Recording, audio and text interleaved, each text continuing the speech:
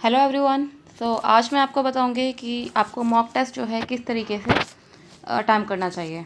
काफ़ी बच्चे जो हैं मॉक टेस्ट अटैम्प्ट करने में ही बहुत बड़ी मिस्टेक करते हैं और वही मिस्टेक आपको एग्ज़ाम हॉल में बैठकर नुकसान पहुंचा देती है, क्योंकि आप जिस तरीके से मॉक टेस्ट अटैम्प्ट कर रहे हो उसी तरीके से आप एग्ज़ाम हॉल में भी करोगे। तो कुछ चीज़ें हैं जो मैं आपको बताऊँगी, आपको उस तरीके से अगर आप मॉक टेस्ट अटैम्प्ट करोगे तो ईज़िली आप अच्छा स्कोर कर सकते हो, और जो आप गलतियाँ कर रहे हो गलतियाँ नहीं करोगे वो आप। तो चलिए हम शुरू करते हैं कि आपको मॉक टेस्ट किस तरीके से अटैम्प्ट करना है और कैसे आपको एग्ज़ाम हॉल में भी वो चीज़ काफ़ी प्रॉफिटेबल होगी। तो देखते हैं हम पहले हमें करना क्या है। सबसे पहले आपको एक रूटीन सेट करना है मॉक टेस्ट का। रूटीन से क्या मतलब है? रूटीन से मतलब है आपको मॉक टेस्ट कब आपको देना चाहिए। ठीक है, तो आपको क्या करना है, आपको अल्टरनेट डेज में, ठीक है, अल्टरनेट डेज में जो है मॉक टेस्ट देना है। जैसे आपने एक आज दे दिया, देन परसों दे दिया, देन एक दिन छोड़ के, मतलब एक दिन छोड़ के एक, इस तरीके से आपको जो है मॉक टेस्ट देना है। अब वो क्यों देना है एक दिन छोड़ के? बिकॉज आप जैसे मॉक टेस्ट आज दोगे, जिस टाइमिंग पे आपने जो भी है टाइम टेबल अपना जो भी सेट कर रखा है पढ़ाई के लिए, ठीक है, तो उस इंटरवल में आपने दे दिया मॉक टेस्ट। अब नेक्स्ट डे आप क्या करोगे, उसी इंटरवल में जिसमें आपने रूटीन सेट किया हुआ है मॉक टेस्ट देने के लिए, उसमें आप उसी मॉक टेस्ट का एनालिसिस करो। ठीक है, खाली मॉक टेस्ट देने से कुछ नहीं होता है। कुछ आपने बड़ा काम नहीं कर दिया कि आपने मॉक टेस्ट दे दिया तो बहुत बड़ा काम कर दिया, कुछ नहीं किया आपने।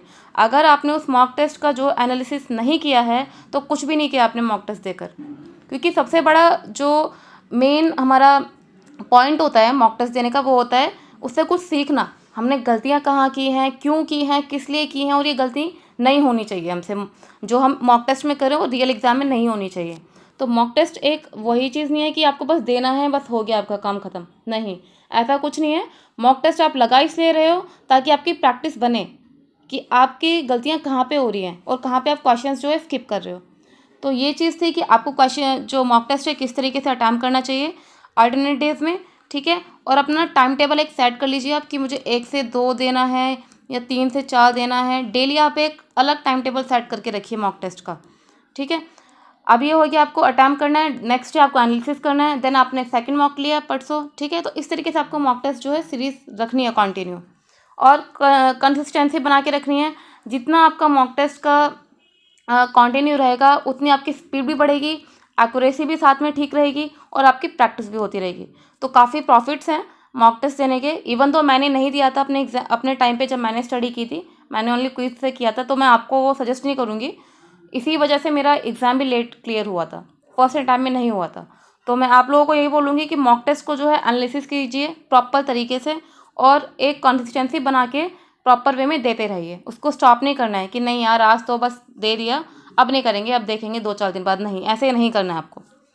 चलिए नेक्स्ट पॉइंट देखते हैं हम। अब आती है बात अटैम्प्ट कैसे करना है। वो तो हो गया, हमने रूटीन सेट कर लिया। अब अटैम्प्ट किस तरीके से करना है आप लोगों को देखिए। इंग्लिश में जो है आपको किस तरीके से अटैम्प्ट करना है, सबसे पहले तो जो हमारा मिसलेनियस होता है, मिसलेनियस से मेरा मतलब है जो आपके फिलअप्स वाले होते हैं क्वेश्चंस, ठीक है, फ्रेजेस होते हैं, एरर स्पॉट वाले क्वेश्चंस होते हैं। तो सबसे पहले आपको ये वाले क्वेश्चंस उठाने हैं। ठीक है, क्रॉस टेस्ट हो गया आपका, तो ये क्वेश्चंस आपको उठाने हैं। साथ में ये रीअरेंजमेंट भी होता है। ठीक है, मिसलेनियस में ये सब आ जाता है। आपको पहले ये क्वेश्चंस करने हैं, एंड सबसे लास्ट में आपको करना है ये पैसेज। ठीक है, जो आपका कॉम्प्रहेंसिव पैसेज आता है।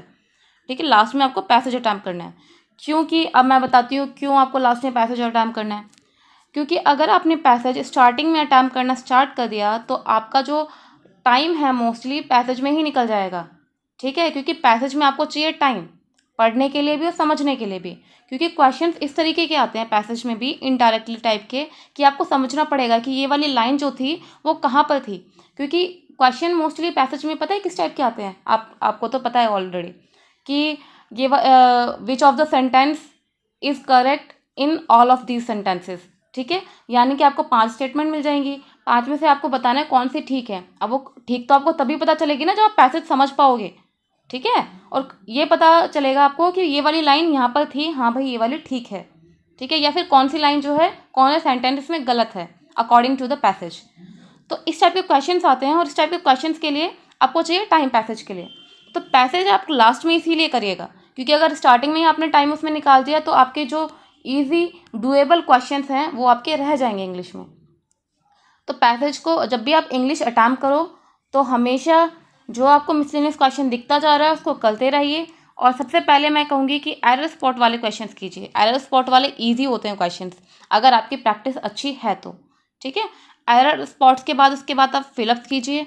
फिलअप्स के बाद आप क्लोज टेस्ट लगाइए। देन फ्रेजेस वाले क्वेश्चंस अगर हैं तो वो लगाइए आप, ठीक है। एक आता है फ्रेज वाला, फ्रेजेस इम्प्रूवमेंट वाला, उसमें आपको एक सेंटेंस देंगे, बीच में आपको एक कोई भी बोल्ड में सेंटेंस मिलेगा, बोल्ड में वर्ड्स मिलेंगे कुछ फ्रेज टाइप में, उसमें आपको बोला जाएगा कि करेक्ट कौन सा है इन ऑप्शंस में से। तो वो ईजी होते हैं, वो सारे टेंस के ऊपर होते हैं, tense and subject verb agreement वाले होते हैं। अगर आपका tense and subject verb agreement है बहुत इजीली आप कर पाओगे, देख के ही समझ जाओगे कि यहाँ पर जो ये वाला टेंस यूज हो रहा है तो ये वाला होगा हमारा सेंटेंस, ठीक है। लास्ट में आपको करना है पैसेज। और मिसलेनियस में जो लास्ट में आपको करना है वो करना है रीअरेंजमेंट वाले क्वेश्चंस जो आते हैं, ठीक है। तो आपको जो है इस तरीके से अपना इंग्लिश पोर्शन करना है। एक बार मैं आपको दोबारा बता देती हूँ किस तरीके से आपको करना है इंग्लिश पोर्शन। सबसे पहले आपको, एक सेकेंड,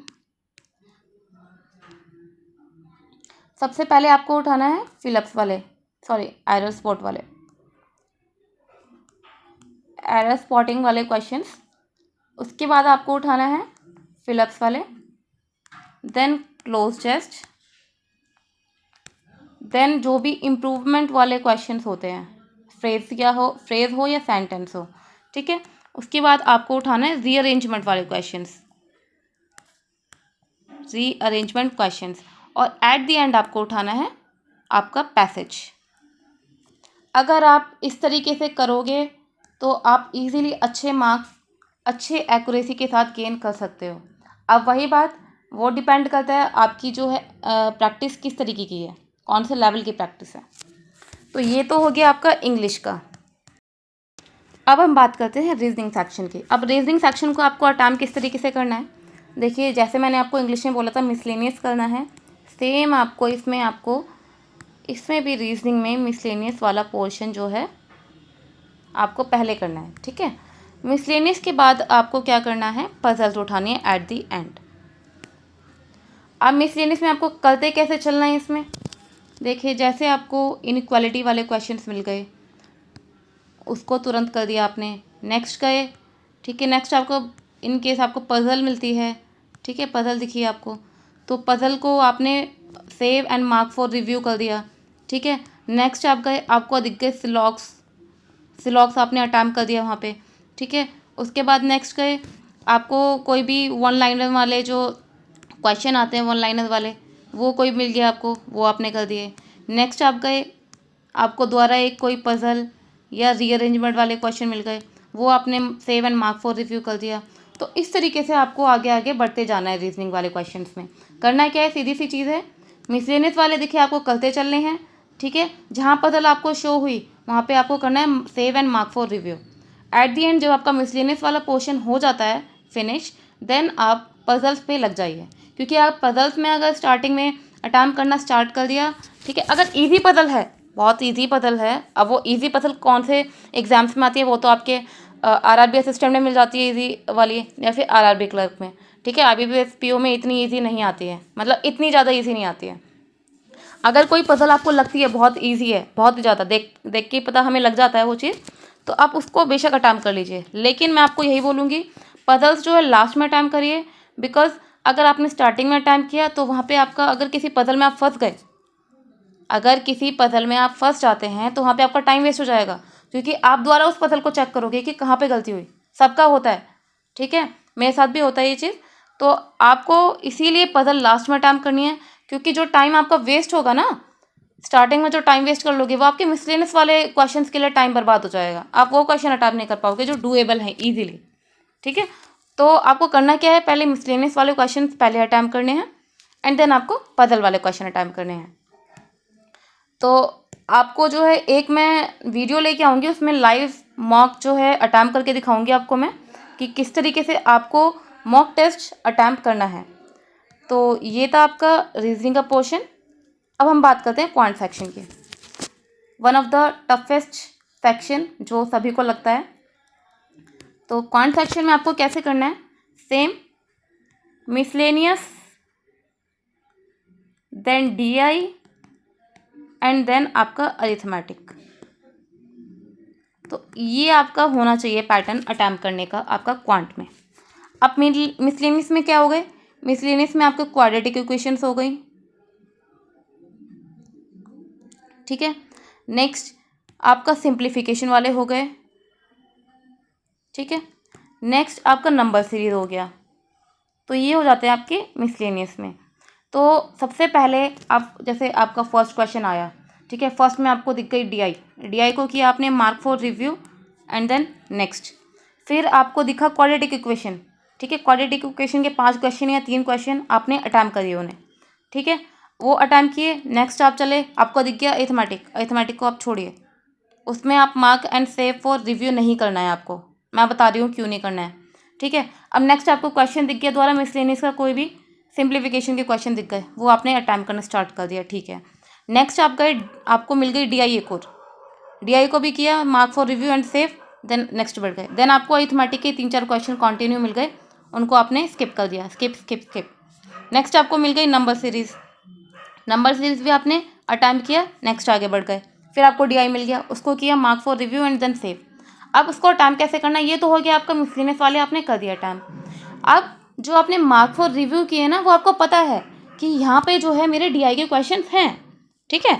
तो आपको क्या करना है, DI के क्वेश्चन वहाँ से सीधा डायरेक्ट उस क्वेश्चन पे जाना है, आपको बार बार देखने की जरूरत नहीं पड़ेगी, वहाँ पे आपका टाइम वेस्ट नहीं होगा, आपको पता है आपने मार्क फॉर रिव्यू किया हुआ है। तो आप सीधा उस DI वाले क्वेश्चन पे जाएंगे, उसको अटैम्प्ट करेंगे, अगर डूएबल है, जो भी ईजी DI है, ईजी DI है आपकी, पहले उसे उठाना है, ठीक है। उसके बाद जो है दूसरी DI उठानी है, ठीक है। तो ये था आपका DI का पोर्शन। उसके बाद अब आपने जो भी स्किप किए हैं, आपको पता है जो भी स्किपेबल क्वेश्चन थे वो सारे अरिथमेटिक वाले हैं। उसके बाद आपको अरिथमेटिक का पोर्शन उठाना है, जो भी आपको लगता है आपसे हो सकता है, ठीक है। तो ये है क्वांट का आपको सेक्शन। क्वांट को आप इस तरीके से करना है, इस तरीके से करोगे तो आपका टाइम भी मैनेज होगा, ठीक है, और क्वेश्चंस भी आप इजीली कर पाओगे और मार्क्स भी आपके अच्छे खासे आएंगे। And that all depends on your practice कि आपने कितनी की हुई है, किस तरीके से आप क्वेश्चन कर पाओगे। तो ये था आपका इंग्लिश, रीजनिंग एंड क्वांट का हाउ टू अटैम्प्ट कि किस तरीके से आपको करना है। तो अगर आप इस तरीके से करते हैं, आप इजीली मॉक में जो है मार्क्स नहीं खाओगे, ठीक है। काफ़ी बच्चे बहुत गलत तरीके से मॉक जो है अटैम्प्ट करते हैं। वो क्या करते हैं, पहले DI उठा लिया, DI दिख गया, ठीक है चलो क्योंकि देखिए DI में क्या होता है, उसमें कुछ ना कुछ पैटर्न होता है, ठीक है। वो पैटर्न आपको सॉल्व करने के लिए टाइम चाहिए, थोड़ा सोचना तो पड़ेगा ऑब्वियसली। क्वाड्रेटिक इक्वेशन में हमें सोचना नहीं पड़ता, हमें प्रैक्टिस होती है, देखते ही कुछ नंबर्स ऐसे होते हैं, फैक्टर्स उनके देखते ही पता चल जाते हैं हमें। सिंप्लीफिकेशन में क्या होता है, उसमें भी कुछ हमें पैटर्न लगाने की जरूरत नहीं होती, सिंपल कर देने हैं। नंबर सीरीज में पैटर्न होते हैं, लेकिन हमारी प्रैक्टिस होती है। लेकिन एक DI ऐसी चीज़ है, DI में हमें नहीं पता एग्जामिनर ने क्या बना के दिया है, तो उसे देखना पड़ेगा, सोचना पड़ेगा, ठीक है। अगर आप स्टार्टिंग में लेके बैठ जाओगे, उसमें फंस जाओगे, तो आपके ये वाले क्वेश्चन जो है 10-15 मार्क्स के ईजिली आप ये छोड़ दोगे, गवा दोगे, इसके लिए टाइम नहीं बच पाएगा आपका। काफ़ी बार क्या होता है कि बच्चों ने चलो DI कर दी स्टार्टिंग में, ठीक है, थोड़े बहुत अरिथमेटिक के क्वेश्चन किए, अब उनके पास टाइम ही नहीं बचा, ये करते चलते हैं, टाइम ही नहीं बचा। लास्ट में देखा कि अरे यहाँ तो सिंप्लीफिकेशन क्वाड्रेटिक इक्वेशन थे, वो तो कर नहीं पाए, अब टाइम उनके पास बचा ही नहीं है, वो कर कहाँ से पाएंगे। तो ये चीज़ आप लोगों को नहीं करनी है, क्योंकि आते हुए क्वेश्चन भी आप छोड़ के आ जाते हो। क्यों? क्योंकि आपकी स्ट्रैटेजी ठीक से नहीं है, किस तरीके आप अटैम्प्ट जो है मॉक ठीक से नहीं कर रहे हो। तो आपको ये गलतियाँ नहीं करनी है, जिस तरीके से मैंने आपको बताया इस तरीके से आपको मॉक टेस्ट जो है अटैम्प्ट करना है। और अब जब भी आप मॉक टेस्ट जब भी लगाओ, आप इस तरीके से आप एक बार ट्राई करके देखना और देखना आप कितने अच्छे से कर पा रहे हो, ठीक है। तो एक लाइव मॉक टेस्ट मैं आपको दिखाऊंगी नेक्स्ट या जो भी वीडियो मेरी अपकमिंग वीडियो जो भी आएगी मेरी, ठीक है। अब नेक्स्ट हम देखते हैं। अब उसके बाद हमने मॉक टेस्ट तो चलो लगा लिया, ठीक है, सारे क्वेश्चन हमने करके देख लिया ऐसे करना है। अब हमें एनालिसिस कैसे करनी है मॉक टेस्ट की, कैसे एनालाइज करना है उसको। सबसे पहले हमें देखना है रॉन्ग क्वेश्चंस, जो रॉन्ग क्वेश्चंस हुए हैं हमारे क्यों हुए हैं, इसके कुछ रीजंस हो सकते हैं। या तो आपको वो आते ही नहीं है, ठीक है, लैक ऑफ प्रैक्टिस, यही तो होगा, लैक ऑफ प्रैक्टिस, तभी तो आप उन क्वेश्चंस को छोड़ रहे हो, ठीक है। या फिर दूसरा आपका हो सकता है कोई भी आपने सिली मिस्टेक या कर दी हो कैलकुलेशन में या कुछ भी, ठीक है। तो ये आपका रीज़न हो सकता है रॉन्ग क्वेश्चन का। अब आपको करना क्या है, देखिए अब आपको करना क्या है, इसमें आपको करना है कि जो अगर आपकी प्रैक्टिस नहीं है इस क्वेश्चन में, तो आपको उस टॉपिक को उठाना है, चाहे वो परसेंटेज का क्वेश्चन हो, आपका टाइम एंड वर्क का हो, या फिर कोई भी अरिथमेटिक टॉपिक का हो क्वेश्चन, उसको उठाना है और आपको करनी है उसकी प्रैक्टिस द्वारा कि मेरी गलती यहाँ पे क्यों हुई, ठीक है। अब वो नेक्स्ट टाइम नहीं होनी चाहिए। नेक्स्ट स्किप वाले क्वेश्चन, सबसे पहले आपको रॉन्ग क्वेश्चन उठाने हैं, उसके बाद स्किप क्वेश्चन, उसके बाद थर्ड में उठाना है करेक्ट क्वेश्चंस। तो देखिए स्किप वाले क्वेश्चंस में क्या हो सकता है, एक तो सेम लैक ऑफ प्रैक्टिस, ठीक है, लैक ऑफ प्रैक्टिस, या फिर लेंथी क्वेश्चन हो सकते हैं। हम बहुत बार ऐसा करते हैं कि जो क्वेश्चन हमें दिखता है ना बहुत अच्छा खासा लंबा चौड़ा है, तो हम उसको ड्रॉप कर देते हैं कि नेक्स्ट टाइम देखेंगे। अब वो नेक्स्ट टाइम आ नहीं पाता ना देखने के लिए, क्योंकि टाइम नहीं होता हमारे पास इतना। तो एक चीज़ ये देखनी है आपको। नेक्स्ट है आपका करेक्ट क्वेश्चन। करेक्ट क्वेश्चन है क्यों है, क्यों का मतलब ये नहीं है क्यों है, कि आपका टॉपिक जो है कौन सा स्ट्रांग है, ठीक है। तो और इसमें आपने टाइम जो दिया है करेक्ट क्वेश्चन में वो कितना दिया है आपने, 1 मिनट, 1.5 मिनट, 20 सेकेंड या 50 सेकेंड। तो टाइम देखना है इसमें आपको करेक्ट क्वेश्चंस में। अगर आपने इसमें 1 मिनट दिया है, क्या इसमें और कम टाइम लग सकता है, क्या हम किसी और अच्छी अप्रोच से इसको क्वेश्चन को कर सकते हैं, ठीक है। तो आपको ये चीज़ें जो है इस तरीके से मॉक टेस्ट को एनालाइज करना होता है आपको। ये नहीं कि आपने मॉक टेस्ट दे दिया, दी एंड, बस हो गया यार आज का, एक मॉक टेस्ट लगा लिया 1 घंटे का, बस हो गया। ऐसा नहीं करना है आपको। जब तक आप एनालाइज नहीं करोगे मॉक टेस्ट को, कुछ भी बेनिफिट आपको नहीं होने वाला है। तो आपको सबसे पहले करना है क्या, रॉन्ग क्वेश्चंस को देखना है, स्किप क्वेश्चंस को देखना है, देन करेक्ट क्वेश्चंस को टाइम के लिए देखना है। अब जो क्वेश्चंस आपके रॉन्ग हुए हैं वो क्यों हुए हैं, due to lack of practice, ठीक है, या फिर आपने कोई मिस्टेक की है, वो मिस्टेक द्वारा आपकी नहीं होनी चाहिए। जहाँ पर भी आपके कॉन्सेप्ट जो है डाउन है किसी भी टॉपिक में, तो आपको देखिए आपने एनालाइज कर लिया, ठीक है। एनालाइज करने के बाद अब ये नहीं एनालाइज बस खत्म हो गया, नहीं। एनालाइज का कॉन्सेप्ट कब खत्म होगा, जब आप उन क्वेश्चन पे दोबारा ध्यान दोगे। आपको उन टॉपिक को स्टार्ट करना है, फिर प्रैक्टिस करना, ताकि मैं जब नेक्स्ट जो भी मॉक लगाऊँ उसमें वो गलती दोबारा ना हो। जैसे आपका परसेंटेज के क्वेश्चन में आपने गलती कर दी या आपने स्किप कर दिया, तो आप उस परसेंटेज वाले चैप्टर को उठाइए, दोबारा कॉन्सेप्ट क्लियर कीजिए अपना, जहाँ पर भी मिस्टेक हुई है, कौन सा कॉन्सेप्ट था, क्यों नहीं हो पाया मुझसे, क्यों मैंने छोड़ दिया, कहाँ पे गलती हुई थी, तो उसको दोबारा देखिए, क्वेश्चन लगाइए, जो अलग अलग किसी पीडीएफ से उठा लीजिए क्वेश्चन, प्रैक्टिस कीजिए उसके 40-50 क्वेश्चन दोबारा। फिर आपका जब कॉन्सेप्ट क्लियर हो जाए, फिर नेक्स्ट मॉक में जो है देखिए आप कुछ सुधार है या नहीं है। तो इस तरीके से जो है मॉक टेस्ट को आपको एनालाइज करना है। अब सबसे बड़ी चीज़, जो टफ़ क्वेश्चंस आते हैं उनको आपको नेगलेक्ट नहीं करना है। काफ़ी बच्चे नेगलेक्ट करते हैं कि टफ़ है यार, नहीं होगा, छोड़ देते हैं, कुछ और क्वेश्चंस को देख लेते हैं। नहीं, टफ़ है कोई बात नहीं, आप एक बार उसको देखिए, समझिए उसमें कॉन्सेप्ट क्या लग रहा है, कौन से चैप्टर से है। अगर कुछ भी दिक्कत आ रही है, देखिए टफ़ कुछ नहीं होता जब तक आपकी प्रैक्टिस अच्छे से है। अगर आपकी प्रैक्टिस अच्छे है, कुछ भी क्वेश्चन टफ़ नहीं है, आप इजीली कर सकते हो। कुछ क्वेश्चन जो है आपको देखने में काफ़ी लेंथी लगेंगे, बट इन रियल वो कुछ बस लेंथी होते हैं, जब करने बैठते हैं ना तो ईजिली हो जाते हैं वो, ठीक है। मेरा भी काफ़ी क्वांट डाउन था पहले, लेकिन प्रैक्टिस करके मैंने भी ठीक कर लिया अपना। तो आपको भी क्या करना है, प्रैक्टिस करनी है। कुछ भी टफ क्वेश्चन करें उसको एक चैलेंज की तरह अपनाइए आप, कि हाँ ये चैलेंज है और मुझे इसे करना है, ठीक है। कैसे करना है वो आपके ऊपर डिपेंड है। आपको क्या करना है, उस टॉपिक का कॉन्सेप्ट देखिए आप, कैसे उस टॉपिक में जो है क्या चीज़ है, ठीक है, कैसे आपको प्रैक्टिस करनी है, प्रैक्टिस कीजिए, ठीक है। और टफ से टफ क्वेश्चन लगाइए, क्योंकि आप टफ क्वेश्चन करने स्टार्ट कर दोगे तो ईजिली हो जाएंगे आपके लिए, ठीक है। तो आप उस कंपटीशन में सबसे आगे हो जाओगे, ठीक है। काफ़ी बच्चे टफ क्वेश्चंस को नेगलेक्ट करते हैं, इसी वजह से उनका जो है रियल एग्ज़ाम में वो कर नहीं पाते हैं, ठीक है। तो ये था आपका ये। तो आज की वीडियो में मैंने आपको बताया कि मॉक को कैसे एनालाइज करना है। इन पॉइंट्स को आप ध्यान रखोगे तो मार नहीं खाओगे मॉक टेस्ट में, और रियल एग्ज़ाम में भी आप बहुत अच्छा करके आओगे। तो अब जब भी आप नया मॉक टेस्ट कोई भी लगाओ तो इस तरीके से लगाना। आपकी जो भी गलतियां हैं उनको देखना, कहाँ गलती हुई है उसको सुधारिए, उनको सुधारने के बाद फिर लगाइए अपना नेक्स्ट मॉक टेस्ट। ठीक है, तो आज के लिए इतना ही। नेक्स्ट वीडियो के लिए मैं आपको जल्दी अपडेट कर दूँगी। Okay, thank you.